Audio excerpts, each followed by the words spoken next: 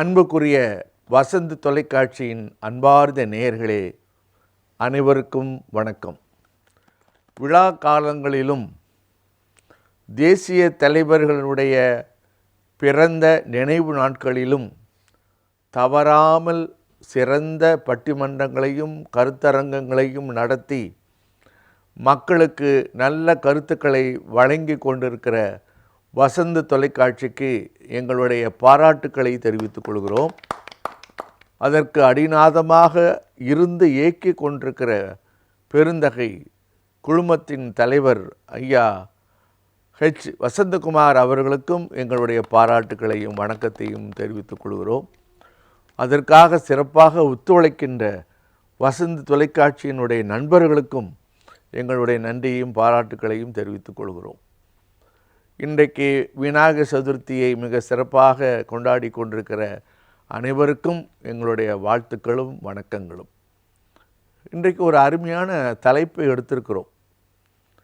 பண்டிகை காலங்களில் அதிக மகிழ்ச்சியாக இருப்பவர்கள் ஆண்களா பெண்களா? கொஞ்சம் ஆலோசனை பண்ணி ஒரு முடிவு எடுக்க வேண்டிய விஷயம்தான். ஆண்களே என்று சொல்வதற்கு தாய்க்குலமும் இல்லை, பெண்களே என்று சொல்வதற்கு அவர்களும் வந்திருக்கிறார். ஒரு கடுமையான ஒரு சுவையான ஒரு சண்டை போட்டி என்று சொல்லலாம். இந்த சண்டையிலே வாழும் மோதாது, கனியும் மோதும். அப்போ தானே சாறு கிடைக்கும். வாழும் மோதுனா ரத்தம் சிந்தக்கூடாது. வாதங்கள் என்பது கனியும் மோதுவதை போல் இருக்க வேண்டும். அப்படித்தான் இன்றைக்கு இருக்க போகிறது. இல்லறத்தை எடுத்துக்கொண்டால் மகிழ்ச்சி எப்போது வரும் என்று கேட்டால் அதற்கு சின்ன விளக்கம் சொல்லுவோம். எப்போது மகிழ்ச்சி வரும்? புடவை பட்டு கொடுத்தால் வருமா? நகை நட்டு கொடுத்தால் வருமா? சீர்வரிசை தட்டு கொடுத்தால் வருமா? வரதட்சணை பணம் கட்டு கொடுத்தால் வருமா? அப்போதெல்லாம் விட ஒருவருக்கு ஒருவர் விட்டு கொடுத்தால் வரும் என்று சொல்லுவோம். அப்போதான் இல்லறம் சிறக்கும். இப்போது இது விநாயகர் சதுர்த்தி நாள் என்பதனால் ஆன்மீகம் கலந்து அதோடு நகைச்சுவையும் கலந்து என்னுடைய முன்னுரையை வழங்கப் போகிறேன். இப்போது ஆண்களா பெண்களா என்ற போட்டிக்குள் நான் இறங்கப் போவதில்லை. பொதுவாக திருப்புகளிலே விநாயகர் துதி வரும். அது ஒரு நீண்ட பாடல். முழுவதும் நான் இங்கே எடுத்துக்கொள்ள வேண்டாம். முதல் 2 வரிகளை எடுத்துக்கொள்ளலாம். கைத்தலம் நிறைகனி அப்பமொடு அவல் பொறி கப்பிய கரிமுகன் அடிவேணி. விநாயகப் பெருமானுக்கு கனி படைக்கணும், அப்பம் படைக்கணும், அவல் படைக்கணும், பொறி படைக்கணும். எதுக்கு? அவர் சாப்பிட்றதுக்கா? ஒன்றா எடுத்து அவர் கடிச்சு பார்க்க போகிறாரா? பிறகு ஏன் அதை படைக்க வேண்டும் என்று பாடியிருக்கிறார்கள். ஒரு சின்ன ஆய்வு. அவர் எடுக்க போகிறாரோ இல்லையோ, ஆனால் நாம் கனி போல ஆக வேண்டும் என்பதற்கான அடையாளம்.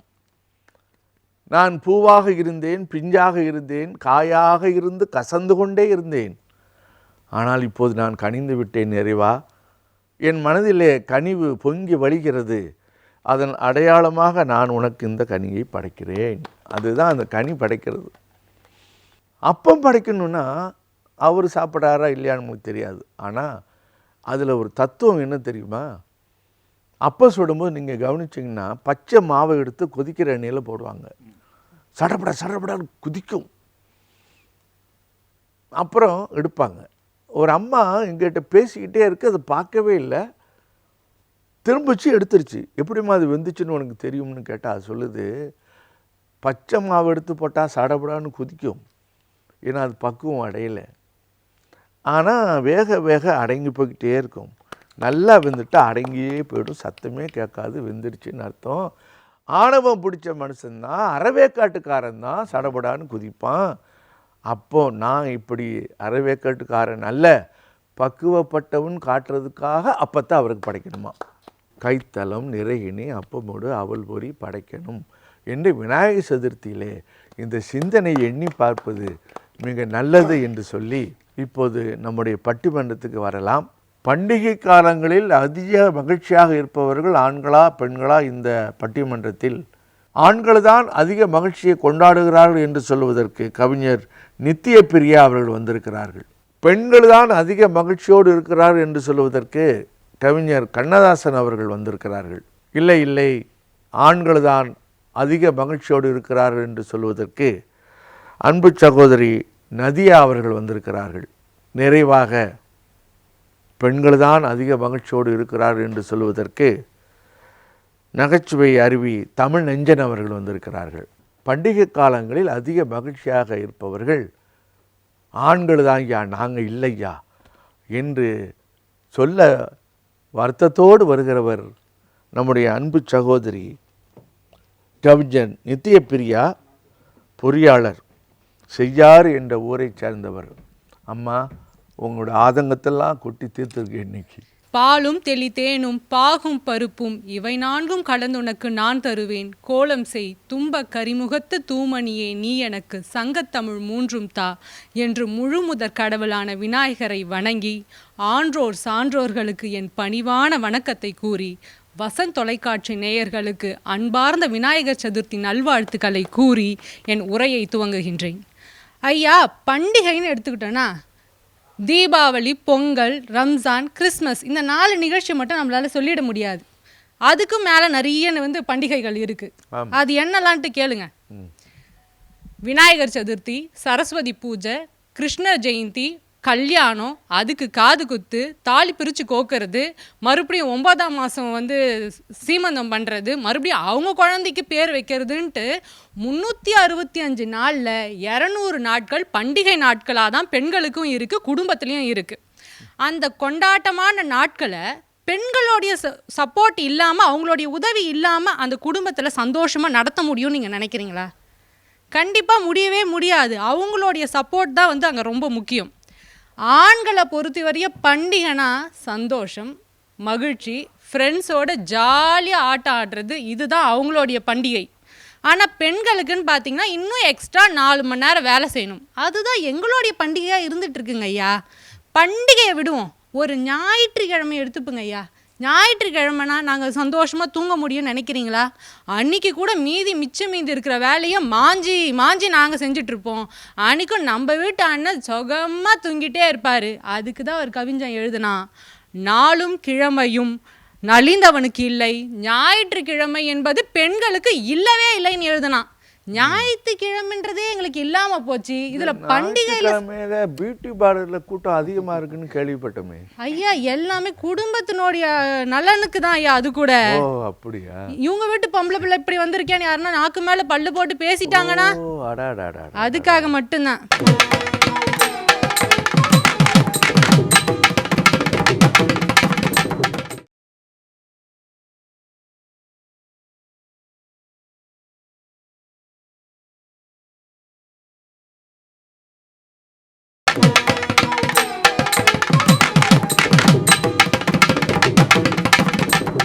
இதுலேயும் ரொம்ப ஹைலைட்டான விஷயம் எதுன்னு பார்த்தீங்கன்னா தலை தீபாவளின்னு.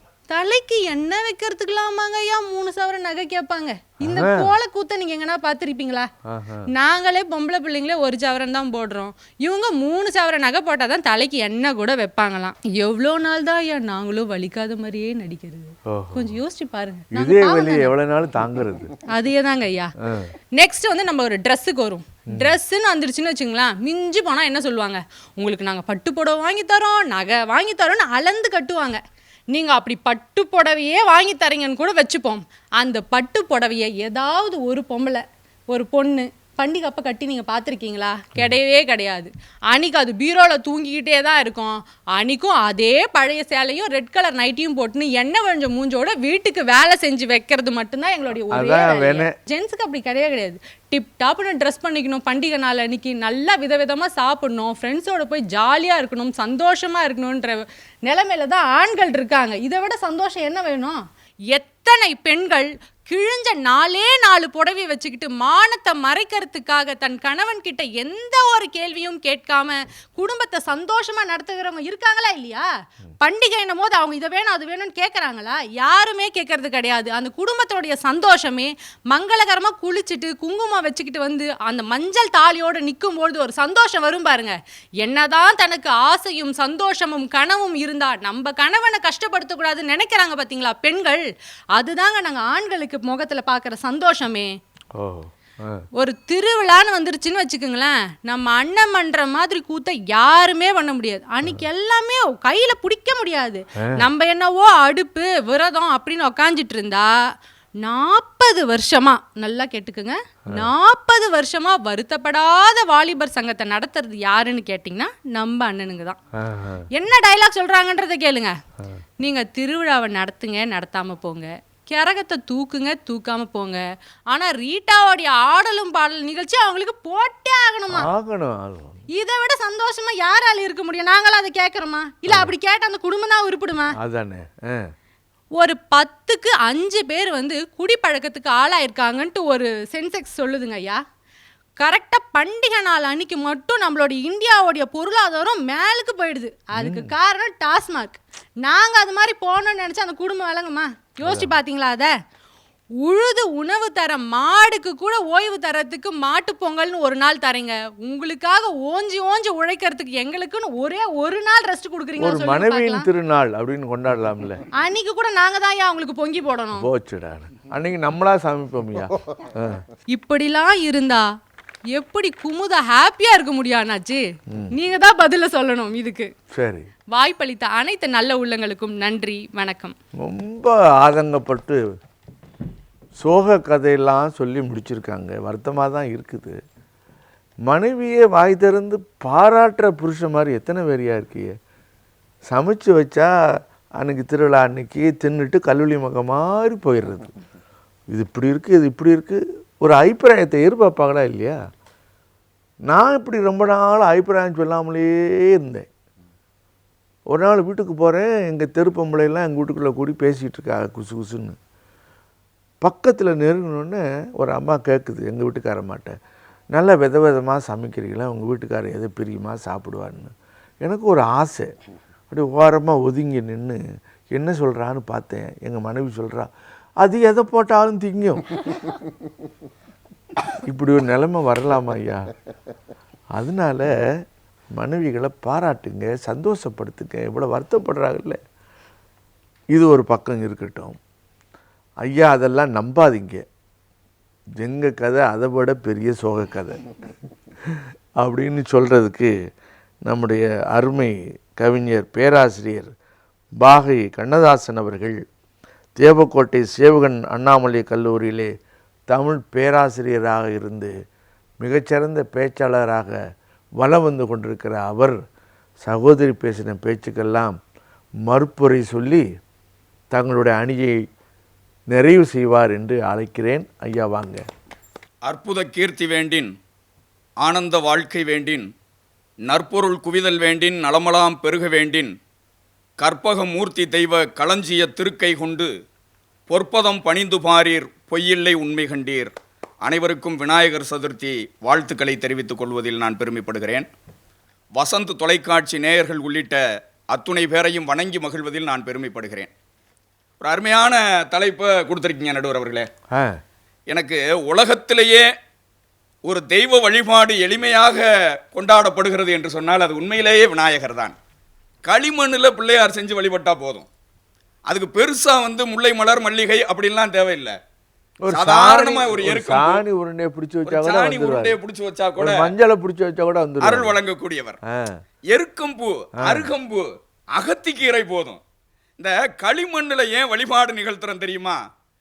எந்த ஒரு பொருள் மண்ணிலே உருவாகிறதோ அந்த பொருள் மண்ணோடு தான் செல்ல வேண்டும் என்ற ஐதீகத்தை உணர்த்துகிற ஒப்பற்ற திருவிழா. நான் நினைத்து பார்க்கிறேன், அந்த அம்மா சொன்னாங்க, எனக்கு ரொம்ப வேடிக்கை, மாஞ்சு மாஞ்சு மாஞ்சு சமைக்கிறாங்களாம். எந்த உலகத்துலமா இருக்கீங்க? முதல்ல நீங்க 2 பேரும் சமைக்கிறீங்களா? பியூட்டி பார்லருக்கு போய் நாங்க 2 பேரும் பாருங்க, இந்த தமிழ் நெஞ்ச நொந்து நூலாய் போயிருக்கிறேன் மனுஷன். எங்க அண்ணன் அங்க பாருங்க, ஒரு பட்டுச்சேலை எடுக்கிறது, நீங்க ஒரு பட்டுச்சேலை எடுக்கிறீங்கல்ல நித்யா, அதுல நாங்க 80 பேண்ட் சட்டை எடுத்து போடுவோம். என்ன பெருசா பேசிட்டு இருக்கேன்? அவன் எவ்வளவு கஷ்டப்பட்டுக்கிட்டு இருக்கேன். விழாக்களும் பண்டிகைகளும் எதுக்கு கொண்டாடுறோம்ங்கிற தாற்பயமே இன்னைக்கு தெரியாம போச்சே. அடுத்த வீட்டு கல்யாணம்னு சொன்னா நம்ம வீட்டு பொம்பளை பியூட்டி பார்லர் போகுது. எவ்வளவு அநியாயம், எவ்வளவு அக்கிரமம்.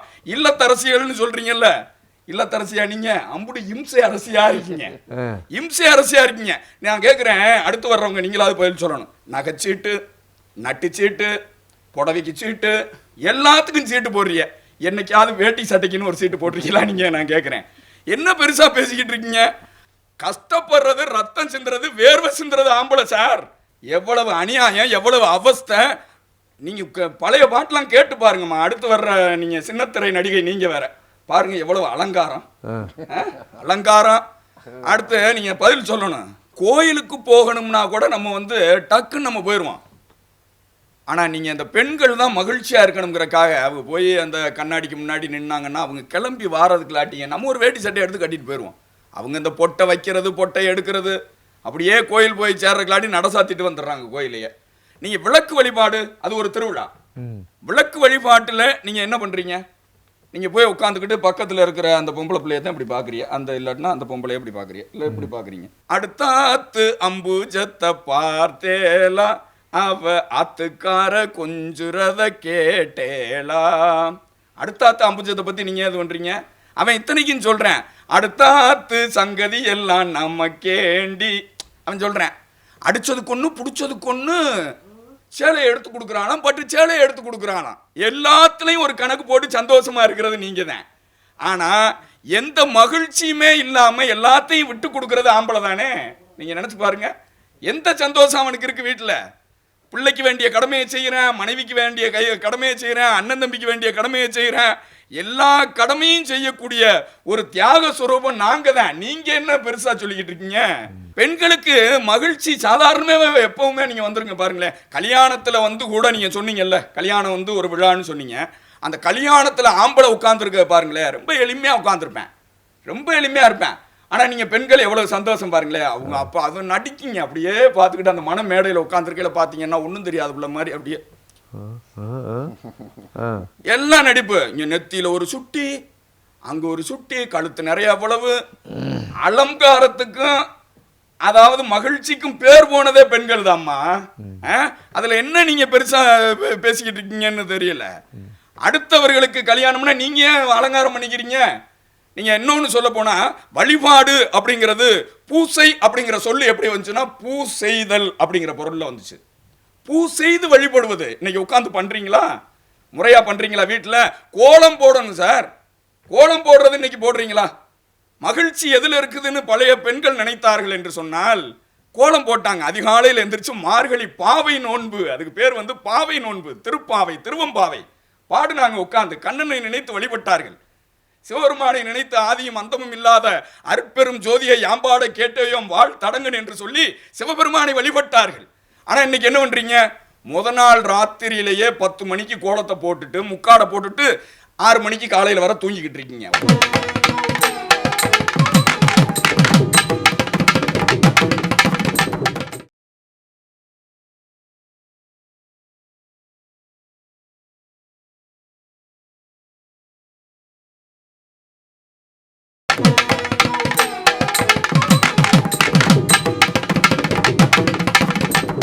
நடுவர் அவர்களே, அருமையான செய்தியை சொல்லி நான் முடித்து விடுகிறேன். விநாயகர் சதுர்த்தி என்பது ஆவணி மாதத்திலே பௌர்ணமியை ஒட்டி நடக்கிற அந்த சதுர்த்தி தினத்திலே பிரகாசமாக எல்லோரும் இருக்க வேண்டும், மகிழ்ச்சி பூக்க வேண்டும், மகிழ்ச்சி காக்க வேண்டும் என்று சொன்னால் எல்லாருமே மகிழ்ச்சியா இருந்தா தான் எல்லாரும் எல்லாமும் பெற வேண்டும், இங்கு இல்லாமை இல்லாத நிலை வேண்டும், வல்லான் பொருள் குவிக்கும் தனி உடைமை நீங்கி வர வேண்டும் திருநாட்டில் பொது உடைமை என்று கவியரசு கண்ணதாசன் எழுதினார். ஆனால் பண்டிகை காலங்களிலும் விழா காலங்களிலும் பெண்கள் தான் அதிக மகிழ்ச்சியாக இருக்கிறார்கள். ஆண்கள் உள் அழுத்தத்தோடும் உள்ளே மனதிற்குள் சுமைகளோடும் ஏதோ ஒரு காரணத்தினால் அழுத்தம் உந்தப்பட்டு தான் வாழ்ந்து கொண்டிருக்கிறார்கள் என்பதாக சொல்லி மகிழ்ச்சி பூத்திருப்பது பண்டிகை காலங்களில் பெண்களிடம்தான் அதிகம் என்பதாக சொல்லி வாய்ப்பிற்கு நன்றி கூறி அமர்கிறேன். வணக்கம், நன்றி. ரொம்ப அருமையாக கண்ணதாசன் அவர்கள் எடுத்து சொன்னார்கள். கோலம் போடுறதை பற்றி சொன்னார். அரிசி மாவில் கோலம் போடணும், எறும்பு புழு பூச்சியெல்லாம் வந்து சாப்பிட்டு போகணும், கோலம் போடுவதில் கூட அறம் நடக்க வேண்டும் என்று நினைத்த நாடு இந்த நாடு. இப்போ கல் மாவை இடித்து கலர் பொடி போட்டு கோலம். இப்போ அதுவும் மாறி போச்சுங்க. எங்கள் பக்கங்களில் இந்த பிளாஸ்டிக்கில் கோலமாக செஞ்சு வச்சுருக்கான், அதை போட்டு காலால் இப்படி இப்படி தேய்க்கிறது, எடுத்துட்டோம்னா கோலம் இருக்கும். கையால் கோலம் போட்ட காலம் போய் இப்போ காலால் கோலம் போடுற காலம் வந்து அலங்கோலமாக மாறிவிட்டது. மீனாட்சி திருக்கல்யாணங்கிறது ஒரு ஒப்பற்ற திருவிழா தானே. திருக்கல்யாணம் முடிஞ்சு மருதாளி போட்டுக்கொண்டு அந்த பெண்கள் மகிழ்ச்சியோடு இருக்காங்கல்ல, அவன் மனசு பூரா அதில் லயிக்கணும்ல. அப்போ ஒரு அம்மா முன்னாடி நிற்கிற அம்மா முதுக சுரண்டி, எக்கா இந்த பட்டுப்புடவை எந்த கடையில் எடுத்தீங்க, இந்த கலருக்கு நான் ஒரு வாரமாக அலையிறக்கா அமைய மாட்டேங்குதுன்னு. அங்கேயும் கூட அதானா? மீனாட்சி தாய் பார்த்து பகழ வேண்டாமா? அந்த திருக்கல்யாணத்தை பார்த்து பகழ வேண்டாமா? அங்கேயும் பட்டுப்புடவைதானா? இப்படி பேராசையில் ஆண்களை துன்பப்படுத்துவதே அவர்களுக்கு வழக்கமாயிடுச்சு அப்படின்னு ரொம்ப சஞ்சலப்பட்டிருக்கார். அதெல்லாம் நம்பாதீங்கய்யா. உண்மையிலே அனுபவிக்கிறவர்கள் ஆண்கள் தான். நாங்கள் தான் அந்த சிரமங்களை பட்டு கொண்டிருக்கிறோம் என்று சின்னத்திரை நடிகையாக ஜொலித்து கொண்டிருக்கிற அன்பு சகோதரி நதியா அவர்கள் இப்பொழுது ஆண்களுக்காக சாட்டையடி கொடுக்க வருகிறார். வாங்க. தாய் தமிழை கற்றுக் கொடுத்த என் அன்னையையும் தமிழ் அன்னையையும் முதலில் வணங்கி, வந்து பிறக்க வளர்ந்து நிற்க தாய் என்றால் வாழ்நாள் முழுக்க தமிழ் என்று கூறி, என் தாய் தமிழ் நெஞ்சங்களுக்கு விநாயகர் சதுர்த்தி வாழ்த்துக்களையும் கூறி, போற்றுதலுக்கும் மரியாதைக்குரிய ஐயா நடுவர்களை உங்களையும் வணங்கி, மிக அருமையான தலைப்பு ஐயா. இன்னொரு தடவை சொல்லுங்க, என்ன தலைப்புன்னு? மறந்துட்டேன், அதாவது தூங்கிட்டேன், வேற ஒன்றும். அண்ணன் பேசிட்டே இருந்தாங்களா, கொஞ்சம் உறங்கிட்டு. அப்போ தான் பாப்பா சொன்னிச்சு, அக்கா அடுத்து நீங்க தான் பேசணும், எழுந்து போங்க அப்படின்னாங்க. ஓ, அப்படி இங்கேயே தூங்கிட்டீங்க? வேற வழி இல்லை. அதாவது பண்டிகை காலங்களிலும் திருவிழாக்களிலும் அதிகமாக மகிழ்ச்சியாக இருப்பது யார்? ஆண்களா பெண்களா? ஆமா, அதே தான், ஆண்கள் தான். அண்ணன் வந்து அழகா குமிரிட்டு போய் உட்கார்ந்துருக்காரு. மேட்சிங்காக போடுறோன்னு இருக்காரு. அண்ணன் வேற ஒன்றுமே இல்லைண்ணே, கட்டிக்கிட்ட கணவர் தான் மேட்சாக இல்லை, கட்டிக்க போகிற நகை நட்டு புடவையாவது மேட்சாக இருக்கணுமே நினச்சி தான் நாங்கள் மேட்சிங்காக போகிறோம், வேற ஒன்றுமே கிடையாது. அப்படிலாம் நினச்சா கொஞ்சம் சிக்கல் வந்துருமா? யதார்த்தத்தை பேசணும் நடுவர். இல்லை இல்லை, இப்போ நாங்கள் சில பேர் யோசிப்போம், இது மேட்சாக போட்டிருக்கு, புருஷன் மேட்சாக அமையலை, அப்போ நம்ம யாராவது ஹெல்ப் பண்ணலாமா? தேவையில்லாத சிக்கல் உருவாகும். இன்னைக்கு நல்ல நாள் நடுவர்களே, விநாயகர் சதுர்த்தி. விநாயகரை பத்தின ஒரு விஷயத்தை நான் பதிவு செய்யணும்னு நினைக்கிறேன். நல்லா பதிவு செய்யுங்க. பொதுவாகவே யானை பாகன் கிட்ட தான் அங்குசம் இருக்கும் இல்லையா? ஆனா யானை முகத்தவனாகிய விநாயகர் கிட்டையும் அங்குசம் இருக்கும். எதனால தெரியுமா நடுவர்களே? எதனால தெரியுமா? இல்ல, நடுவர்கிட்ட கேட்கக்கூடாது, நடுவர் தான் உங்ககிட்ட கேட்கணும், அது ஒரு மரபு. ஆமா, அதாவது ஒரு மனுஷனுக்கு ஆணவமும் கர்வமும் இருந்தால் தனக்குத்தானே அதை அடக்கிக் கொள்ள வேண்டும் அப்படிங்கிறதுக்காக தான் ஆணை முகத்தோன் கிட்ட அங்குசம் இருக்கும் நடுவர்களே. எந்த ஒரு மனுஷனும் ஆணவத்தோடையும் கர்வத்தோடையும் இருக்கக்கூடாது நடுவர்களே. என்ன ஒண்ணுமே இல்லை நடுவர்களே. என்ன பிரச்சனை? இப்போ ஒரு பிரச்சனை இல்லை, உண்மையை பத்தி பேசுவோமே. இப்போ நாங்கள் எதுக்கு வந்திருக்கோம் தெரியுமா? அவங்க எதற்கு வந்திருக்காங்க தெரியுமா? நாங்கள் நல்லதையும் உள்ளதையும் பேச வந்திருக்கோம், அவங்க இல்லாததையும் பொல்லாததையும் பேச வந்திருக்காங்க. நாங்கள் உண்மையையும் அன்பையும் பற்றி பேச வந்திருக்கோம், அவங்க சண்டையும் வம்பையும் பற்றி பேச வந்திருக்காங்க. இன்னும் ஒரே வார்த்தையில் சொல்லவா, நாங்கள் எடுப்பாக பேச வந்திருக்கோம், அவங்க கடுப்பில் பேச வந்திருக்காங்க. இல்லை, அண்ணன் சொன்னார், நாங்கள் எல்லாருமே பக்கத்து வீட்டுக்காரியை பார்க்குறோம், பக்கத்து வீட்டுக்காரி நடந்துக்கிற முறையை தான் நாங்களும் கடைபிடிக்கணும்னு நினைக்கிறேன்னு. வேற ஒன்றும் இல்லைண்ணே, நீங்கள் பக்கத்து வீட்டுக்காரியை பார்த்துடக்கூடாதுங்கிறதுக்காக தான் உங்களுக்கு முன்னாடி நாங்கள் பார்க்குறோம், வேற ஒன்றுமே கிடையாது. அம்புஜத்தை பார்க்குறதெல்லாம் அதுக்காக மட்டும்தான், வேற ஒன்றும் கிடையாது. உண்மையை சொல்கிற நடுவர்களே, இப்போ திருவிழா காலங்களிலும் பண்டிகை காலங்களிலும் உழைக்கிறது நாங்கள், ஊர் சுற்றுறது நீங்கள், சமைக்கிறது நாங்கள், சாப்பிட்டுட்டு போகிறது நீங்கள், வேலை செய்யறது நாங்க, சந்தோஷத்தை அனுபவிக்கிறது தான் நீங்க. அவ்வளவுதான், வேற ஒண்ணுமே இல்லை நடுவர்களே. எல்லா விஷயமும் இது இன்னும் சிம்பிளா சொல்லணும்னா, நீங்க சொல்றீங்க இல்லையா, பண்டிகை காலங்களிலும் திருவிழா காலங்களிலும் நாங்க பட்டுப்புடவை கட்டிக்கிறோன்னு. பெருசா அந்த பட்டுப்புடவை கட்டிட்டு நாங்க எங்க போயிட போறோம்? அதிகபட்சமா கோயிலுக்கு போவோம். ஆனா நீங்க எங்கெல்லாம் போறீங்க? எந்த படத்துக்கு போகலாம், எந்த நண்பரை பார்க்கலாம், யார் கூட போய் மது அருந்தலாம், இதுதான் உங்களுடைய அதிகபட்ச சந்தோஷமாவே இருக்கு. ரொம்ப நாசுக்கா சொல்லிட்டீங்க, மது அருந்தலாம். சரி, நல்லா இருக்கு. இன்னைக்கு மதுபான கூடங்களிலும் தியேட்டர்களிலும் பஸ்ஸுகளிலும் கூட்டம் யாருனால இருக்குன்னா இந்த ஆண்களால தான். இப்படி இருக்கக்கூடிய ஆண்களாகிய நீங்கள் தான் திருவிழா காலங்களிலும் பண்டிகைகளிலும் சந்தோஷமா இருக்கீங்க. பெண்கள் நாங்க ஒருபோதும் சந்தோஷமா இருந்ததில்லை நடுவர்களே. வாத்து தெரியுமா நடுவர்களே? வாத்து நான் வாத்து பார்த்தது இல்லைம்மா நடுவர்களே. வாத்து தண்ணியில போகும்போது அழகா இருக்கும், மேலேருந்து பார்க்கும்போது வாத்து போகிறது அழகாக இருக்கும். ஆனால் தண்ணிக்கு அடியில் பார்த்தோன்னா அதோட கால்கள் வந்து டப டப டப டபன்னு அடிச்சுட்டே போகும். அதே மாதிரி தான் நடுவர்களை பெண்களாகிய நாங்களும் மேலோட்டமாக பார்க்கும்போது பண்டிகை காலங்களிலும் திருவிழா காலங்களிலும் நாங்கள் தான் சந்தோஷமாக இருக்கிற மாதிரி இருக்கும். ஆனால் உச்சக்கட்டை எல்லா வேலையும் பார்த்துட்டு அனுபவிக்காமல் சந்தோஷத்தை இருக்கக்கூடியது நாங்கள் தான் நடுவர்களே. எனக்கு காதல் திருமணம் நடுவர்களே. வாழ்த்துக்கள். கொஞ்ச நாளைக்கு முன்னாடி தான் நமக்கு கிருஷ்ண ஜெயந்தி வந்தது இல்லையா? அன்னைக்கு நாங்கள் 2 பேரும் கோயிலுக்கு போயிட்டு வீட்டுக்கு வந்திருந்தோம். நீங்களும் அறிமுகப்படுத்தினீங்க சின்னத்திரை நடிகைன்னு. அன்னைக்கு நான் நடித்த சீரியல் வீட்டில் ஓடிட்டு இருந்தது. நானும் என் கணவரை உட்காந்து பார்த்துட்டு இருந்தோம். என்னங்க சீரியல் பார்த்துட்டு இருக்கமே எதுவுமே சொல்ல மாட்டேங்கிறீங்களே, ஸ்நாக்ஸ் டப்பாவோட போய் பக்கத்தில் உட்காந்துருக்கேன். அவர் வந்து கேட்குறாரு, அம்மா ஒருவேளை நான் உயிரோடு இல்லைன்னா நீ என்னம்மா பண்ணுவேன்னு. ஏங்க அதுவும் ஏன் சீரியல் ஓடும்போதாங்க நீங்கள் இப்படி கேட்கணும், என்னங்க விஷயம், எதனாலங்க இப்படி கேட்குறீங்கன்னு. இல்லைம்மா நீ சொல்லு அப்படின்னார். நான் சொன்னேன், நீங்கள் இல்லாத வாழ்க்கையை நான் நினச்சி கூட பார்க்க முடியாது, நானும் உங்கள் கூட இருந்துருவேங்கன்னு. அதுக்கு அவர் அழகாக சொன்னார் நடுவர்களே. என்ன சொன்னார் தெரியுமா அண்ணன், என்ன சொன்னார் தெரியுமா, சொன்னாண்டி ஜோஷிக்கார அன்னைக்கே சனியை செத்தாலும் கூடவே வரும். அதுக்கு பரிகாரம் கிடையாது. வைரமுத்து அழகா ஒரு வார்த்தையில கொடுத்திருப்பாரு, சமையலறைக்கும் படுக்கை அறைக்கும் ரன் எடுத்துக்கொண்டே அவுட் ஆகி போபவள் தான் பெண். இன்னமும் கூட ஒரு கவிதையில சொல்லியிருப்பாரு, பந்தி வச்சு விட்டு பாத்திரத்தை கழுவி விட்டு பட்டினியால் கிடப்பவள் தான் பெண். அண்ணன் சொன்னாரு, நாங்கள் வந்து அதிகமாக சாப்பிட்றோன்னு சொல்லிட்டு போனீங்களே, என்ன மனசாட்சியை தொட்டு சொல்லுங்க, என்னைக்காவது உங்களுக்கோ உங்களுடைய குழந்தைகளுக்கோ சாப்பாடு போடுறதுக்கு முன்னாடி நாங்கள் சாப்பிட்ருக்கோமா? கிடையாது. பெண் அப்படிப்பட்டவள் கிடையாது. சூடாக இருந்தால் அப்பா சாப்பிடுவார், சுவையாக இருந்தால் அண்ணன் சாப்பிடுவான், கறிக்காய் கூட்டோடு இருந்தால் அக்காள் சாப்பிடுவாள், ஊட்டி விட்டால் தங்கை கூட கொஞ்சம் கூட சாப்பிடுவாள், மிச்சம் இருந்தால் மட்டும்தான் அந்த வீட்டில் இருக்கக்கூடிய பெண் சாப்பிடுவாள். அதுக்கு முன்னாடியே எல்லாத்தையும் அடுப்பாங்கிற ருசி பார்த்துருவீங்கல்ல? இல்லை, எது நல்லா இருக்குன்னு பார்த்துருவீங்கன்னு, வேற ஒன்றும் இல்லை. இல்லை நடுவர்களே, கொஞ்சம் உப்பு கூட இருக்கா, குறையா இருக்கா, உரப்பு கூட இருக்கா, பார்த்தா தானே அடுத்தவங்க சாப்பிடுவாங்க. அதுல தான் வயிறு நிறைஞ்சிருமே. நடுவர்களே, நான் தான் சொல்றேனே, சின்ன விஷயம், உண்மையை நம்ம பேசுவோம், மேடைக்காக எல்லாம் போய் பேசாதீங்கன்னு. முடிச்சுட்டு நீங்க நேரா வீட்டுக்கு தான் போகணும், வேற எங்கேயும் போயிட முடியாது. அதே அன்னிக்கையால தான் சமைச்சு சாப்பிடணும். நாங்க தானே போய் சமைச்சு கொடுக்க போறோம்.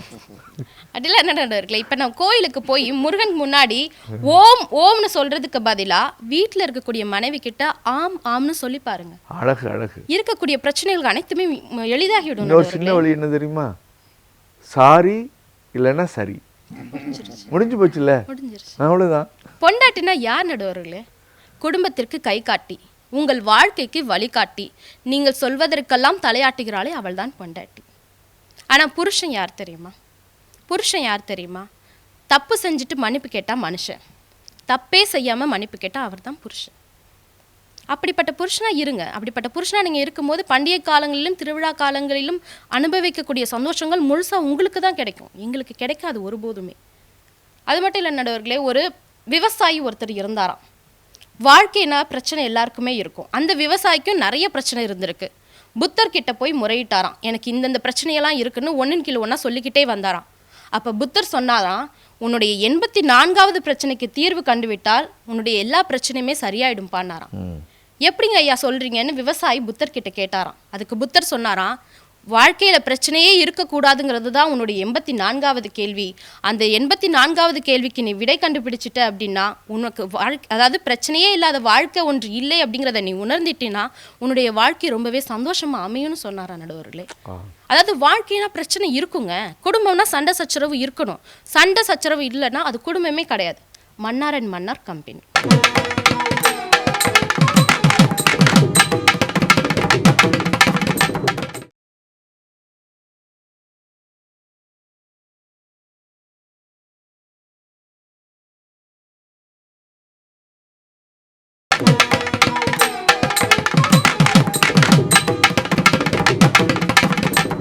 இந்த மாதிரி தான் கண்ணதாசன் அண்ணன் மாதிரி ஒரு அண்ணன் வந்து மேடையில் பேசிட்டு இருந்தாங்க முந்தா நாள். 2 பிச்சைக்கார அம்மா கேட்டுட்டு இருந்தாங்க. அண்ணன் பேசுவது போல அவங்களும் தாயை பற்றி ரொம்ப சிறப்பாக பேசிட்டு இருந்தாங்க. என்னுடைய தாய்க்கு நான் கொடுக்குற மாதிரி யாராலையும் மரியாதை கொடுக்க முடியாது, தாயை போரும் சிறந்த தெய்வம் இல்லை அப்படிலாம் பேசிட்டு இருந்தாங்க. உடனே கீழே இருக்கக்கூடிய பிச்சைக்காரியில் இருக்கக்கூடிய ஒரு அம்மா சொன்னாங்களாம் இன்னொரு அம்மாவை பார்த்து, பெத்தா இந்த மாதிரி பையனை தான் பெக்கணும், தாயை பற்றி எவ்வளோ அழகாக பெருமையாக பேசுகிறான். அதுக்கு உடனே பக்கத்தில் இருந்த இன்னொரு அம்மா சொன்னாங்களாம், அவசரப்பட்டு சொல்லாதம்மா, அவனை பெற்றதே நான் தான். அந்த மாதிரி இன்னைக்கு உங்களுடைய தாய்ங்கள்லாம் தியாகம் செஞ்சதுனால தான் அவங்களுடைய திருவிழாவிலையும் பண்டிகையிலையும் அவங்களோட சந்தோஷத்தை பெருசாக நினைக்காம உங்களுடைய சந்தோஷத்தை பெருமையாக நினச்சதுனாலையும் பெருசாக நினச்சதுனாலையும் தான் இன்னைக்கு கண்ணதாசன் மாதிரி ஒரு அண்ணனையும் தமிழ்நெஞ்சன் மாதிரி ஒரு அண்ணனையும் உருவாக்க முடிஞ்சது. ஆகவே எந்த வகையில் பார்த்தாலும் திருவிழா காலங்களிலும் பண்டிகை காலங்களிலும் உங்களை சந்தோஷப்படுத்தி பார்க்குற பொறுப்பை தான் நாங்கள் எடுத்துக்கிறோமே ஒழிஞ்சு நாங்கள் எந்த காலத்துலேயும் சந்தோஷமாக இருந்தது இல்லை என்று கூறி தந்த வாய்ப்புக்கு நன்றி பாராட்டி விடைபெறுகிறேன். நன்றி, வணக்கம். ரொம்ப அருமையாக அந்த கருத்துக்களை எல்லாம் எடுத்து சொன்னார். மகிழ்ச்சி இருக்கணும், ஆனால் ஆண்கள் தான் அனுபவிக்கிறார்கள், அவர்களுக்கு அதற்கான வாய்ப்புகள் அதிகம் அப்படின்னு சில குறிப்புகளை எல்லாம் கொடுத்தார்கள். மன்றம் அதை குறித்து கொண்டிருக்கிறது. அடுத்து நிறைவாக பேச வருகிறவர் நம்முடைய நகைச்சுவை புயல் தமிழ்நெஞ்சன் அவர்கள். அவர் பட்ட பாடெல்லாம் இன்றைக்கி வந்து நம்ம முன்னாடி பகிரங்கமாக சொல்ல வராரு. ஐயா வாங்க. உண்மையிலே மகிழ்ச்சியாக இருக்கிறது யார்? இறைவனிடம் கொடுப்பது மனசை. தமிழ்நாட்டிலே எனக்கு பிடித்த நடுவர் இந்த இளசை. அவரை வணங்கி அருமையான நேயர்களை கொண்டிருக்கக்கூடிய வசந்த் தொலைக்காட்சி நேயர்களுக்கு விநாயகர் சதுர்த்தி நல்வாழ்த்துக்களை சொல்லுகிறேன். நீங்கள் எல்லா கடவுளையும் பார்த்துருப்பீங்க, ஒவ்வொரு ரூபத்தில் இருப்பாங்க. விநாயகர் மட்டும் யானை ரூபத்தில் இருப்பார். மற்ற மிருகங்கள் மேலே ஈஸியாக ஏறிடலாம், குதிரை மேலே ஏறிடலாம், கழுதை மேலே கூட ஏறிடலாம். ஆனால் யானை மேலே ஏற முடியாது. சரி, யானை மேலே எப்படி ஏறுறது? ஏணியை போட்டு தான் ஏற முடியும். ஏணியை போட்டு ஏறினா யானை என்ன பண்ணோம்? ஏணியை தள்ளி விட்டுரும். அப்போ எப்படி யானை மேலே ஏறுறது? யானைக்கு முன்னாடி போய் நின்று யானையுடைய வலது காலை தொட்டு இப்படி தொட்டோம்னா அது நம்ம மேலே ஏறுறதுக்கு இடம் கொடுக்கும். இதுக்கு என்ன காரணம்னா, மூலக்கடவுளாக இருக்கக்கூடிய விநாயக பெருமானுடைய பாதத்தை நாம் தொட்டு வணங்கினால் நாம் புகழில் ஏறுவதற்கு அவனே நமக்கு தோள் கொடுப்பான் என்பதுதான் விநாயக பெருமான் நமக்கு சொல்லக்கூடிய செய்தி. நிறைய கருத்துக்களை சொன்னாங்க. பிள்ளையாருக்குள்ள ஒரு காலத்தில் களிமண்ணில் பிள்ளையார் செய்வாங்க, வீட்டில் செய்வாங்க. இப்போ ரெடிமேட்டில் போய் பிள்ளையார் வாங்கி வந்துடுறாங்கன்னாங்க. அதெல்லாம் ஒன்றும் அதுக்கு என்ன காரணம் தெரியுமா? நீங்கள் பிள்ளையார் மாதிரி வீட்டில் உட்காந்துக்கிறதுனால தான் எங்களால் பிள்ளையார் செய்ய முடியல. நாங்கள் போய் ரெடிமேட் பிள்ளையாரை வாங்கக்கூடிய அளவுக்கு வந்துடுச்சு. பண்டிகை விழாக்கள்னு சொன்னால் ஒரு காலத்தில் பார்த்தீங்கன்னா கல்யாணத்தில் விழாக்கள் நேரத்தில் கல்யாண பொண்ணுக்கு மட்டும்தான் மேக்கப் போடுவாங்க. இப்போ கல்யாண பொண்ணுடைய மாமியாருக்கு அவங்க ஆயாவுக்கு மேக்கப் போட்டுறாங்க. மணவரையில் வந்து பார்த்தீங்கன்னா மணவரை பக்கத்தில் பார்த்தீங்கன்னா பொண்ணு யார், கிழவி யார், மாமியார் யாருன்னு தெரியல. ஐயரே கன்ஃபியூஷன் ஆகிடுறாரு. அந்த மாதிரி விழாக்கள் நேரத்தில் வந்து ஆனால் நீங்கள் ஈஸியாக அந்த மாமனாரை கண்டுபிடிச்சிடலாம். பிச்சைக்கார மாதிரி நின்று இருப்பார். இவர் தானே மாமனார், கன்ஃபார்ம் இவர் தான் மாமனாரும்பா. ஏன்னா அவர் தான் எல்லா விழாக்களுக்கு வேண்டிய அத்தனை வேலையை செஞ்சுட்டு நொந்து நூலாக போகிறது யாருன்னு கேட்டால் ஆண்கள் தான். ஒரு மஞ்சள் பைய கக்கத்தில் இடிக்கிட்டு அம்போன்னு சுலபமாக கண்டுபிடிச்சிடலாம், அவ்வளோதான். அதுதான் உண்மை. இன்னொன்று சொன்னாங்க, ஒரு காலத்தில் ஒரு கதை நீங்கள் கேள்விப்பட்டிருப்பீங்க. புருஷங்காரன் எல்லாருக்கும் துணி எடுத்து கொடுத்துட்டான். அம்மாவுக்கு, அக்காவுக்கு, தங்கச்சிக்கு, பொண்ணுக்கு, பேத்திக்கு எல்லாம் எடுத்து கொடுத்துட்டான். அவனுக்கு எதுவுமே இல்லை. புது சட்டை ஒன்று அவங்ககிட்ட இருக்குது வீட்டில், போடாத சட்டை. யாரோ வாங்கி கொடுத்துருக்கான் போல் இருக்கு புண்ணியமாக. ஆனால் பேண்ட்டு வேணும் இல்லையா? அதனால் ஒவ்வொரு கடையாக போய் கேட்டான். 50 ரூபாய்க்கு பேண்ட் இருக்கா, 50 ரூபாய்க்கு பேண்ட் இருக்கான்னு கேட்டான். ஒரு கடையில் 50 ரூபாய்க்கு பேண்ட் இல்லை. ஒரே ஒரு கடைக்காரன் மட்டும் கூப்பிட்டான். 50 ரூபாய்க்கு உனக்கு பேண்ட் வேணுமாண்ணா? ஆமாண்ணா. ஆனால் ஒரு சின்ன ஆல்ட்ரேஷன் பண்ணால் நாளைக்கு தீபாவளிக்கு இந்த பேண்ட்டை நீ போடலான்னா. என்ன ஆல்ட்ரேஷன் கேட்டான். பேண்ட்டு உன்னோட 2 இன்ச்சு அதிகமாக இருக்குது, அதை கட் பண்ணி தைச்சா நாளைக்கு நீ பேண்ட்டை போடலான்னா. 2 இன்ச்சு தானே. இவனும் டெய்லர், அவன் பொண்டாட்டியும் டெய்லர், அவங்க அம்மாவும் டெய்லர், அவன் தங்கச்சியும் டெய்லர். சரி, அந்த பேண்ட்டை வாங்கிட்டு நேராக வீட்டுக்கு வந்தான். பொண்டாட்டிகிட்ட போய் சொன்னான், ஆண்டி பேண்ட்டு 2 இன்ச்சு கட் பண்ணி கொடுறேன், நான் நாளைக்கு பண்டிகைக்கு போடணுன்னா. எனக்கு ஒரு வேலை இருக்குன்னு அதிர்ஷ்டம் சொன்னோம், பணியாரம் சொன்னோம். அவள் போயிட்டா. அம்மா கிட்ட போய் கேட்டான், அம்மா 2 இன்ச்சு கட் பண்ணி கொடுமாண்ணா. போடா, அவன் பொண்டாட்டி நடா பண்ணிட்டு இருக்காருன்னா அம்மாக்காரி. தங்கச்சிக்கிட்ட போய் கேட்டான், தங்கச்சி 2 அடியை கட் பண்ணி கொடுமாண்ணா. அவன் சொன்னான், எனக்கு எல்லாருக்கும் SMS அனுப்ப பண்ண வேலை இருக்கு, நான் போடான்ட்டா. பொண்ணு போய் கேட்டான், ஆமாம் உனக்கு எல்லாத்துக்கும் பொண்ணு தான், நான் இங்கேயே இருக்கு போகிறேன், இன்னொருத்துல வாழ போகிறேன்னா. இவன் தான் டைலர் ஆச்சு. நேராக போனால் 2 அடி கத்திரிக்கோள் எடுத்து 2 அடி கட் பண்ணால் பேண்ட்டை வச்சான், படுத்துட்டான். 12:45 மணிக்கு அவங்க அம்மா எழுந்திரிச்சா. 1000 இருந்தாலும் நம்ம புள்ள நாளைக்கு பேண்ட்டு போட வேணாமன்னு அவள் போய் கத்திரிக்கோள் எடுத்து 2 அடி கட் பண்ணால் வச்சா. 12:45 மணிக்கு பிறகு அவங்க பொண்டாட்டி எழுந்திரிச்சா. 1000 இருந்தாலும் நம்ம புருஷன் கட்டினவராச்சு, அவர் நாளைக்கு பேண்ட்டு போட வேணாமன்னு அவள் கத்திரிக்கோள் எடுத்து 2 அடியை கட் பண்ணால் வச்சா. நைட்டு 3:45 மணிக்கு அவள் தங்கச்சி எழுந்திரிச்சா. 1000 இருந்தாலும் நம்ம அண்ணன் நாளைக்கு நம்மளை கட்டி தர போகிற புண்ணியமா, அவர் நாளைக்கு பேண்ட்டு போட வேணாமன்னு அவளை 2 அடி எடுத்தா கட் பண்ணால் தைச்சா வச்சா. 4:15 மணிக்கு அவள் பொண்ணு எழுந்திரிச்சா. 1000 இருந்தாலும் நம்ம அப்போ அவர் நாளைக்கு பேண்ட்டு போட வேணாமான்னு சொல்லி அவளை 2 அடியை கட் பண்ணி வச்சா. இவன் காலையில் குளிச்சுட்டு பேண்ட்டை போட்டால் பேண்ட்டு டவுசராக மாறி போச்சு. இன்றைக்கி அதுதான் நிலைமை. ஆண்களுடைய நிலைமை படுமோசமான நிலைமை. நடுவர் அவர்களே, தந்தையாக இருந்து பிள்ளைக்கு கடமையாற்றும் போது விழாக்களை துறக்கிறான். தம்பியாக இருக்கும்போது அக்காவுக்காக விழாக்களை துறக்கிறான். பேரனான பிறகு பாட்டிக்காக விழாக்களை துவக்கிறான். இப்படி ஆண்கள் வரிசை எந்த வரிசையை நீங்கள் எடுத்துக்கிட்டோமாலே எந்த பண்டிகையும் எங்களுக்கு கிடையாது. இன்னொன்று சொன்னீங்க நீங்கள், இந்த பொட்டு வைக்கிற முறை பண்டிகைகளை பார்த்தீங்கன்னா அவங்க சொல்கிறாங்க, அவனா பட்டு புடவை நாங்கள் கட்டுறது எதுக்காக, நாங்கள் நல்ல சேரை கட்டுறது எதுக்காக, எங்கள் புருஷன் எங்களை மெச்சிக்கணுன்றதுக்காக தானே. ஒன்றும் வேண்டாம், நீங்கள் கடவுள்களே எடுத்துங்களேன். பரமசிவனுக்கு புலி ஆடை, மகாத்மா காந்திக்கு அரையாடை, விநாயகருக்கு ஆடையே இல்லை ஒரு சின்ன துண்டு, முருகருக்கு கோமணம், இயேசுநாதருக்கு கோணி, எல்லா கடவுள்களுக்கும் கூட சிம்பிளாக இருப்பாங்க. ஆனால் பெண் கடவுளை பார்த்தீங்கன்னா ஆடம்பரமாக இருப்பாங்க. ஏன்னு கேட்டால் விழாக்களிலும் பண்டிகைகளிலும் ரொம்ப ஆடம்பரத்தை யோசிக்கிறது யாருன்னு கேட்டால் பெண்கள் மட்டும்தான். ஆண்களுக்கு அது கிடையவே கிடையாது. எல்லா விஷயத்தையும் விட்டு கொடுப்பான் நடுவர் அவர்களே. ஞாபகம் வச்சுங்க. விழாக்கள் நீங்கள் சொல்கிறீங்க, ஒரு காலத்தில் இருந்திருக்கலாம், இன்றைக்கி உங்களுக்கு எந்த கஷ்டமும் கிடையாது. ஒன்றும் இல்லை, இப்போ ஒவ்வொரு வீட்டிலும் முன்னெல்லாம் ஒரு பிள்ளையார் இருக்கும். இப்போ எங்கள் வீட்டில் பார்த்தீங்கன்னா 7 பிள்ளையார், எங்கள் மாமியாரோட சேர்த்து எல்லாம் பிள்ளையார் கணக்காக இருக்குது. நான் சொல்லுவேன், பிள்ளையார் சேர்த்து முடிஞ்சு மறுநாள் வெளியே போடாதீங்க, யாராவது தொப்புல 1 ரூபாய் வச்சு கடலை தூக்கி போட்டு போகிறான்னு. எல்லாம் அத்தாண்டி சைஸ் ஆகி போச்சு. காரணம் என்னென்னா, பண்டிகைகளை ரொம்ப விமர்சையாகவும் சந்தோஷமாகவும் கொண்டாடுறது யாருன்னு கேட்டால் பெண்கள் தான். ஆண்களுக்கு அந்த பக்குவமே கிடையாது. அவன் பண்டிகைக்கு முதல் நாள் வரைக்கும் எவ்வளவு கடன் வாங்குவான், எவ்வளவு கஷ்டப்படுவான்றதை கொஞ்சம் நினச்சி பார்த்தீங்கன்னா ரத்த கண்ணீர் வருங்க. ஒன்றும் வேண்டாம், ஒரு திரைப்பட பாடலே உண்டு. 10 பிள்ளை தங்கச்சிக்கு பிறக்கணும், நான் பாவாடை சட்டை தைச்சி கொடுக்கணும், மாமான்னு சொல்லணும், மழலையெல்லாம் பேசணும், முத்தமிட்டு மடியிலே கொஞ்சணும்னு. தங்கச்சி பிள்ளைக்கு கூட பண்டிகைக்கு கூட கஷ்டப்படுறவன் யாருன்னு கேட்டால் ஆண்கள் தான். பெண்களுக்கு அந்த கடை வீட்டில் இருக்கும்போது நான் இங்கேயேவா பர்மனெண்ட்டாக இருக்க போகிறேன், நான் இங்கேயேவா பர்மனெண்ட்டாக இருக்க போகிறேன், இன்னொரு வீட்டுக்கு வாழ போகிறதான அப்பனை போட்டு உயிர் எடுத்து வாங்கிடுறது. கல்யாணம் பண்ணிட்டு அங்கே போயிட்ட பிறகு எங்கள் அப்பா என்ன எப்படி வச்சிருந்தாரு, எங்கள் அண்ணன் எப்படி வச்சிருந்தான், எங்கள் தாய்மாமா எப்படி வச்சிருந்தாரு, எங்கள் தாத்தா எப்படி வச்சிருந்தாருன்னு அவங்ககிட்ட பிட்ட போட்டு மேட்ரு முடிக்க வேண்டியது. இப்படியே காலத்துக்கு ஒன்றும் இல்லை நடுவர்களே. ஒரு அம்மா திடீர்னு புருஷங்கிட்ட வந்து ஒன்று சொல்லிச்சு, ஏங்க இந்த அரைக்கிறேன் இல்லையா கல்லில் வச்சு அதை அரைச்சி எனக்கு உடம்புலான்னு ஓகுது, அதுக்காக ஏதோ ஒரு கிரைண்டர் வந்திருக்காம அதை கொஞ்சம் வாங்கி தரக்கூடாதானுச்சு. இவன் தொல்லை தாங்க முடியாமல் கிரைண்டரை வாங்கி கொடுத்தான். இப்போ 45 கிலோ இருந்த அம்மா 55 கிலோ ஆகிடுச்சு. கொஞ்ச நாள் கழிச்சு மறுபடியும் பக்கத்தில் வந்துச்சு, ஏங்க என்னால் அம்மியில் வச்சு அரைக்க முடியல, ஏதோ மிக்சின்னு வந்திருக்காம அதை கொஞ்சம் வாங்கி கொடுத்தீங்கன்னா நல்லா இருக்குன்னுச்சு. உடனே மிக்சி வாங்கி கொடுத்தான். இப்போ 65 கிலோ இருந்த அம்மா 85 கிலோவாக மாறி போச்சு. திடீர்னு ஒரு நாள் பிட்டா போட்டுச்சாங்க, என்னால் துணி குமிக்கு துவைக்க முடியல, ஏதோ வாஷிங் மிஷின் அதை வாங்கி கொடுத்தீங்கன்னா உடம்பு நல்லா இருக்குன்னுச்சு. வாஷிங் மிஷினை வாங்கி கொடுத்தான். இப்போ 65 கிலோ இருந்த அம்மா இப்போ 90 கிலோ ஆகி போச்சு. இப்பவும் புருஷனை விட்டுது அந்த அம்மா. நைட்டாக சொல்லிச்சு, எங்க பண்டிகை காலம் வருது, விழா கால தள்ளுபடியில் போட்டுருக்கான்னு வாங்கி கொடுத்து இப்போ 85 கிலோ உடம்பாகி போச்சு. மேல் மூச்சு கீழ் மூச்சு வாங்குது, மாடி மேலே ஏற முடியல, மாடியிலேருந்து கீழே இறங்க முடியல, டாக்டர்கிட்ட போகலான்னுச்சு. நேராக டாக்டர்கிட்ட கொண்டு போனான். டாக்டர் அந்த அம்மாவை நல்லா செக் பண்ணி பார்த்துட்டு 1 லட்ச ரூபாய்க்கு ஒரு மிஷின் எழுதினான். அந்த மிஷினில் என்ன பண்ண தெரியுமா, காலையில் ஒரு மணி நேரம் 2 கையும் உள்ளே விட்டு இப்படி ஆட்டணுமா. இதை தானே ஒழுங்காக செஞ்சுக்கிட்டு இருந்தேன் அம்மிங்கிற பேரில். அப்புறம் 1 மணி நேரம் கழிச்சு கையை உள்ளே விட்டு இப்படி ஆட்டணுமா. அப்புறம் 1 மணி நேரம் கழிச்சு அஷூன்னு போகணுமா. இப்படி ஒழுங்காக நீங்கள் செஞ்சுருந்தீங்கன்னா உங்கள் உடம்பும் ஏறி இருக்காது, புருஷனுடைய பட்ஜெட்டும் போயிருக்காது.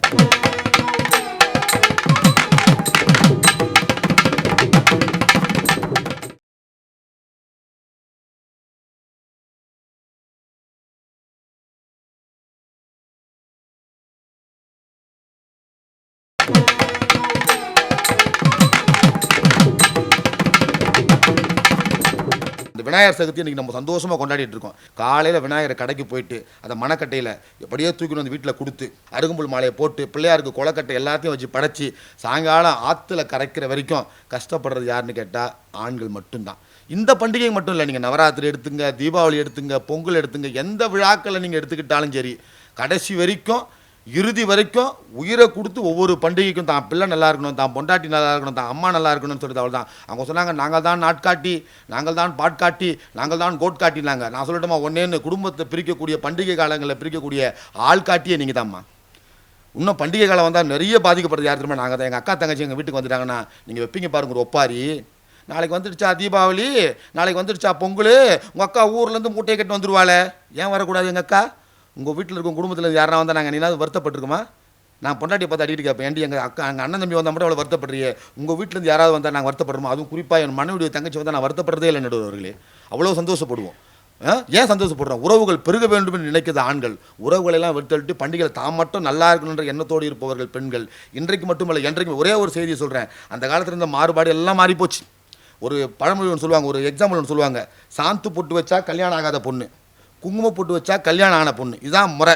இப்போ சாந்து போட்டும் இல்லை, குங்குமம் போட்டும் இல்லை, பாம்பு தேள் பூரா எல்லாம் ஓடுது. பெண்கள் இன்றைக்கு பண்டிகைகளை கூட நல்லபடியாக ஆண்களை கொண்டாடாத காரணத்தினால் ஒரே ஒரு செய்தியை மட்டும் சொல்லி நிறைவாக நான் விடைபெறுகிறேன். விடைபெறுவதற்கு முன்னால் ஒரு செய்தியை சொல்கிறேன். வசந்த தொலைக்காட்சி நேயர்களுக்கும் புன்னகை அரசர் வசந்த் ஐயா அவர்களுக்கும் மீண்டும் விநாயகர் சதுர்த்தி வாழ்த்துக்களை மட்டுமல்ல, எல்லா வளங்களும் விநாயகர் மக்களுக்கு கொடுப்பார் என்று சொன்னால் குடும்பத்தோடு சேர்ந்து இந்த விநாயகர் சதுர்த்தியை கொண்டாடுவோம். இருந்தாலும் அதில் விழாக்கள் பண்டிகைகள் என்று சொன்னால் அதிக மகிழ்ச்சி அடைவது ஆண்களை விட பெண்கள் தான் என்று சொல்லி வாய்ப்புக்கு நன்றி கூறி விடைபெறுகிறேன். நன்றி, வணக்கம். இப்போது தீர்ப்புரையை வழங்கணும், அது நடுவர் தான் வழங்கணும், வேறு வழி கிடையாது. இப்போது இந்த விநாயகர் சதுர்த்தி என்ற இந்த குறித்த நாளில் கொண்டாடுவதால் ஒரு சின்ன செய்தியை நேயர்களுக்கு சொல்ல வேண்டும் என்று ஆசைப்படுகிறேன். அமெரிக்காவில் ஏல் பல்கலைக்கழகத்தில் எரிக்சன் என்று ஒரு பேராசிரியர் இருக்கிறார். அவர் ஒரு தகவல் சொல்லி, அந்த தகவல் நெட்டிலே இருக்கிறது, யார் வேண்டுமானாலும் பார்க்கலாம். அவர் என்ன தகவல் சொல்கிறார், என்னுடைய வகுப்பறைக்குள் போனவுடன் என்னுடைய மாணவர்களுக்கு ஒரு எனர்ஜி தெரப்பி செய்ய சொல்கிறேன். ஒரு 10 நிமிஷம் அந்த எனர்ஜி செய்வதன் மூலம் என்னென்ன நன்மைன்னு ஒரு 30 நன்மையை பட்டியலிட்டிருக்கார். அது நமக்கு வேண்டாம். அந்த எனர்ஜி என்ன, அந்த எனர்ஜி தெரப்பிங்கிறது என்ன மட்டும் நான் சொல்லிடுறேன். போனோன்னு அவர் சொல்கிறார், மாணவர்களே எழுந்து நில்லுங்கள், கால்களை அகலமாக வைத்து கொள்ளுங்கள், இந்த 2 விரல்களாலும் இடது காதின் மடலை அழுத்தமாக பிடித்து கொள்ளுங்கள், இந்த விரல்களால் வலது காதின் மடலை அழுத்தமாக பிடித்து கொள்ளுங்கள், அப்படியே உட்காருங்கள், எழுந்திருங்கள், உட்கார்ந்திருங்கள், 15 முறை இப்படி செய்துவிட்டு உங்கள் இடத்திலே அமர்ந்து கொள்ளுங்கள். இது என்னது? பிள்ளையாருக்கு முன்னாடி நம்ம போடுற தோப்புக்கரணம். இதை நாம் மறந்தோம். பேராசிரியர் எரிக்சன் எடுத்துக்கொண்டு இது ஒரு எனர்ஜி தெரப்பி என்று கண்டுபிடித்து இதனால் வர்ற நன்மையெல்லாம் பட்டியலிட்டு இன்றைக்கி நெட்டில் செய்தி கிடக்கு. அதுக்கு பிறகு உட்கார்ந்து மெரினா பீச்சில் பல பேர் தோப்புக்கரணம் போட்டுட்ருக்காங்கன்றால் இது நமது பிள்ளையாருக்கு நாம் செய்த வணக்கம் அல்லவா? இப்படி நிறைய செய்திகளை சொல்லிக்கொண்டே போகலாம். இது ஒரு தகவலுக்காக நான் சொன்னது. பண்டிகை காலங்களில் யார் மகிழ்ச்சியாக இருக்கிறார்கள் என்பது ஒரு பெரிய ஆராய்ச்சி நடந்துச்சு. இதில் ஒரு சின்ன குறிப்பு நம்ம பார்த்தோம்னா, இந்த உறவு முறைகளை பற்றி அவர் சொல்லி முடித்தார். இந்த உறவு முறைகளில் பேதம் காட்டுறது அநேகமாக ஆம்பளைகளாக இருக்க மாட்டான், பொம்பளை தான். ஒரு விழா காலம் வந்துருச்சு, ஊரில் ஒரு கோயில் கொடை வந்துருச்சு. அந்த கோயில் கொடையில் சில இடங்களில் கிடா வெட்டி சாமி கும்பிடுறது, பந்தி வைக்கிறதெல்லாம் உண்டு. இந்த 2 குடும்பத்தையும் சேர்ந்த ஆம்பளைகள் ஒன்று போல் பந்தியில் உட்காந்துருப்பான், பொம்பளை தான் பரிமாறுவா. அந்த ஆப்பையில் தெரியும் வித்தியாசம். அவங்க வீட்டு ஆட்களாக இருந்தால் கறியாக அள்ளி அள்ளி வைக்கிறது, மாப்பிள்ளை வீட்டு ஆட்களாக இருந்தால் சாரா மொந்து ஊற்றுறது. தன்னால கண்டா தாத்து மூக்குமா ஆப்ப, வேத்தாளை கண்டா விரைச்சி நிற்குமா ஆப்ப.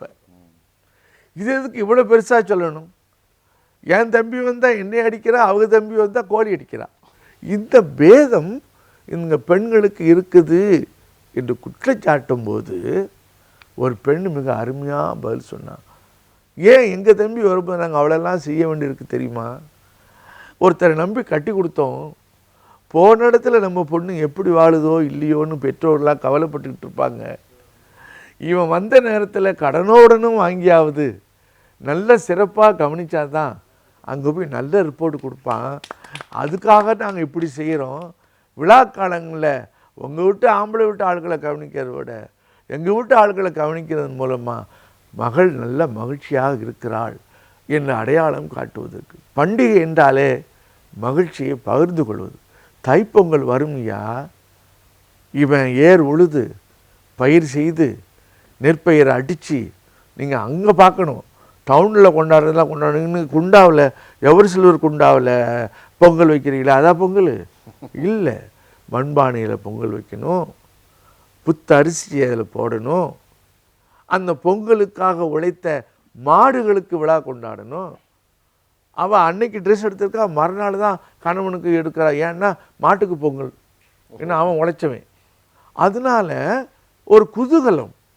பொங்கல் பொங்கி வழிந்தது என்றால் நீங்கள் எவ்வளவுதான் சம்பாரித்து சேகரித்து அறுவடை செஞ்சு கொண்டாந்தாலும் அவள் அந்த பொங்கலை ஏற்றி அந்த பொங்கி வருகிற போது அவள் முகத்தில் ஒரு மகிழ்ச்சி பொங்குமே, அதுக்கு ஈடு இணைந்த உலகத்தில் எதுவும் இல்லை.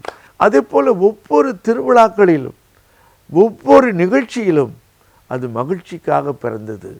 அன்றைக்கு பேதங்களையெல்லாம் நாம் மறந்துவிட்டு நீயா நானா என்று போட்டி போடுவதை விட குடும்பமே மகிழ்ச்சியோடு இருக்க வேண்டும் என்ற ஒரு எல்லை நாம் வகுத்து கொண்டால் அவள் தான் மகிழ்ச்சியோடு இருக்கா, ஆம்பளை தான் மகிழ்ச்சியோடு இருக்கான் என்று பேதம் பார்ப்பதை விட பண்டிகைகள் என்பது மகிழ்ச்சிக்கு அடிப்படையாக அமைவது, அன்றைக்கு மனபேதங்களையெல்லாம் நீக்குவது, மன கிளேசங்களை எல்லாம் போக்கி கொண்டு பிரிந்த மனங்கள் கூட ஒன்றாக இணைவது.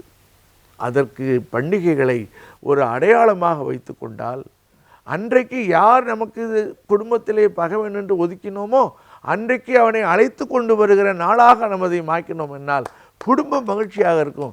ஏன் அது ஒரு விரிந்த எல்லையாக நம்ம ஆக்கக்கூடாதா? ஏற்ற வீட்டுக்காரோட சண்டையா? அன்னைக்கு நம்ம வீட்டில் செஞ்ச பொங்கலை அவனுக்கு கொண்டு கொடுப்போம், நம்ம வீட்டில் சுட்ட பலகாரத்தை அவனுக்கு கொண்டு கொடுப்போம், கொடுத்த உடனே அவன் நம்ம வீட்டுக்கு பலகாரம் கொடுப்பான். ஆக பண்டிகைகளை உறவுகளை இணைக்கிற பாலமாக, பிரிவுகளை போக்குகிற பாலமாக நாம் மாற்றினோம் என்றால் பண்டிகை பொறுத்தளவில் எல்லோருக்கும் மகிழ்ச்சி தரக்கூடியது, எல்லோருக்கும் ஒற்றுமை தரக்கூடியது என்ற அடிப்படையை வைத்து கொண்டு குடும்பங்களை இணைப்போம், தெருக்களை இணைப்போம், சமூகத்தை இணைப்போம், உலகத்தையே இணைப்போம். அதற்கு பண்டிகைகள் ஆதாரமாக அமையட்டும் என்று சொல்லி நல்ல தீர்ப்பை வழங்கி விடைபெறுகிறேன். நன்றி, வணக்கம்.